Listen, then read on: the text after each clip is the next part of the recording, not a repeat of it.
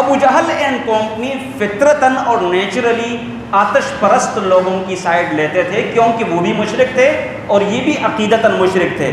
جبکہ مسلمان نیچرلی فطرتاً اہل کتاب جو کہ رومی تھے، یعنی فارسیوں کے مقابلے میں، ایرانیوں کے مقابلے میں، مجوسیوں کے مقابلے میں ان کی ہمدردیاں وہ اہل کتاب کے ساتھ تھی، اور ان کے غلبے کے اوپر مسلمان خوش ہوتے، ان کی شکست کے اوپر مسلمانوں کو دکھ ہوتا۔ یہاں فارس اور ایران کے غلبے کے اوپر ابو جہل اینڈ کمپنی خوش ہوتے اور ان کی شکست کے اوپر ان کو باقاعدہ طور پر دکھ ہوتا۔ لڑائی ہوئی، ایران کے لوگ غالب آئے رومیوں کے اوپر، اور عین اسی موقع کے اوپر اللہ تعالیٰ نے سورہ روم کی چند ایک آیات نازل فرمائی۔ الف لام میم غلبت الروم فی ادنی الارض وهم من بعد غلبهم سیغلبون فی بضع سنین، یہ میرے اللہ کا ایک وعدہ تھا۔ الف لام میم کہہ کر آگے اللہ تعالیٰ نے بات چلائی کہ غلبت الروم، رومی مغلوب ہو گئے،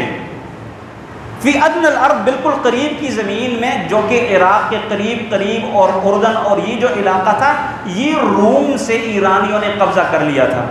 ایرانیوں کو غلبہ ملا۔ مشرکین مکہ اس کو اپنے لیے اچھا فال سمجھ رہے تھے کہ جیسے آج مجوسی ان اہل کتاب کے اوپر غالب آئے، ایسے ہی ہم تم مسلمانوں کے اوپر غالب آئیں گے۔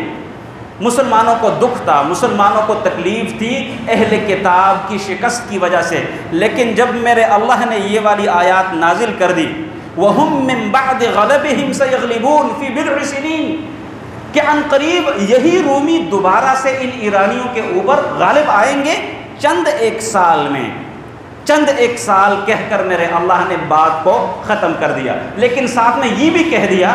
کہ یومئذ یفرح المؤمنون بنصر اللہ، جس دن یہ رومی دوبارہ سے ایرانیوں کے اوپر غالب آئیں گے تو اسی دن یہ مسلمان بھی اللہ تعالیٰ کی مدد کی وجہ سے باقاعدہ خوشی منائیں گے، خوشی کے شادیانے بجا لائیں گے اسی دن، یعنی یہاں مسلمانوں کو غلبہ ہوگا مکہ کے مشرکوں کے اوپر، اور وہاں روم کے عیسائیوں کو غلبہ ہوگا ایران کے مجوسی آتش پرست اور مشرکوں کے اوپر۔ جب یہ آیات نازل ہوئی میرے نبی نے اپنے ساتھیوں کو کہہ سنا دی۔ سبحان اللہ، ابو بکر کو یقین بڑا کامل تھا، بڑے کامل یقین والے تھے، اور یہ کامل یقین بندے کو بڑا اونچا لے جاتا ہے۔ آج کمی اس یقین کامل کی ہے ہمارے اندر، وگرنہ وعدے آج بھی میرے اللہ کے مسلمانوں کے ساتھ ہیں۔ ابو بکر رضی اللہ عنہ کو جب ان آیات کا پتہ چلا بڑی خوشی خوشی سے گئے، وہاں وہ خوشیاں منا رہے تھے، مٹھائیاں بانٹ رہے تھے، بڑے خوشیوں کے شادیانے بجا رہے تھے کہ بھئی ہمارے ایرانی غالب آئے اور ایسے ہی ہم تمہارے اوپر غالب آئیں گے۔ ابو بکر رضی اللہ تعالیٰ عنہ نے قرآن کہہ کر سنا دیا کہ ہمیں ہمارے رب نے کہا ہے کہ عن قریب دوبارہ سے یہ رومی غالب آئیں گے ایرانیوں کے اوپر، اور اسی دن ہم بھی تمہارے اوپر غالب آئیں گے۔ انہیں یقین تھا، جبکہ مکہ کے لوگ ابو جہل اینڈ کمپنی وہ تو مانتے ہی نہیں تھے سرے سے۔ انہوں نے کہا کہ اچھا بات اگر ایسے ہی ہے تو پھر ہمارے اور تمہارے درمیان ایک شرط لگ جائے، پتہ چل جائے گا کہ کون جیتتا ہے اور کون ہارتا ہے۔ ابو بکر کو یقین تھا، انہوں نے تھوڑا سا جلد بازی میں کام لیا، جلد بازی سے کام لیا اور کہا کہ بالکل شرط لگے، 5 سال ہمارا اور تمہارے درمیان شرط ہے کہ 5 سال کے اندر اندر رومی پھر سے غالب آئیں گے ایرانیوں کے اوپر، اور ہم مسلمان غالب آئیں گے تمہارے اوپر۔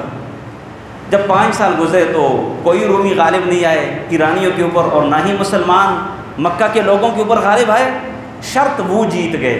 وہ اللہ کے نبی کے پاس آئے۔ اللہ کے نبی، قرآن میں تو اللہ تعالیٰ نے ہمارے ساتھ وعدہ کیا تھا کہ یہ رومی پھر سے غالب آئیں گے، جبکہ 5 سال کی میں نے شرط لگائی تھی اور یہ لوگ غالب نہیں آئے۔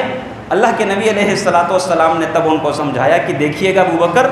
یہ جو بضع کا لفظ ہے، فی بضع سنین، چند ایک سال میں، تو یہ بضع کا لفظ 3 سے لے کر 9 کے درمیان فگر کے اوپر بولا جاتا ہے۔ 3 بھی ہو سکتا ہے، 4 بھی ہو سکتا ہے، 5 بھی ہو سکتا ہے، 9 تک کی کوئی نہ کوئی عدد وہ ہو سکتا ہے۔ لہٰذا آپ نے 5 کی شرط کیوں لگائی؟ اور اسی وجہ سے ابو بکر وہ شرط ہار گئے۔ لیکن ٹھیک 7 سال بعد بدر والے دن، بدر کا دن تھا، یہاں بدر کی لڑائی جاری ہے، میرے اللہ نے اپنے نبی کو بھی غلبہ دیا، اور وہاں رومیوں اور ایرانیوں کی آپس میں لڑائی جاری تھی، وہاں میرے اللہ نے رومیوں کو غلبہ دیا ایرانیوں کے اوپر۔ یوں جب یہ آیات نازل ہوتی تھی، قرآن نازل ہوتا تھا، تو میرے نبی کا حوصلہ اور بلند ہوتا، آسمان کو چھوتا، اور تب اپنے ساتھیوں کو بھی اپنے ساتھ گھسیٹ کر لے جانے والا تھا۔ اور یوں میرے نبی نے ایک مرتبہ پھر سے اپنے رب کے دین کی خدمت کرنے کے لیے اپنی کمر کو کس لیا تھا، اگرچہ طائف سے دھتکارا گیا، اگرچہ ان کو مکہ سے نکالا گیا تھا، لیکن ان کے حوصلے بلند ہوتے رہے، اور یوں میرا اللہ ان کے حوصلوں کو بلند رکھتا تھا۔ آگے انشاءاللہ مزید جو اگلا سلسلہ ہوگا، زندگی رہی تو اگلے خطبہ جمعۃ المبارک میں بیان کریں گے۔ اللہ تعالیٰ سے دعا ہے اللہ تعالیٰ ہمیں سمجھنے اور عمل کرنے کی توفیق عطا فرمائے۔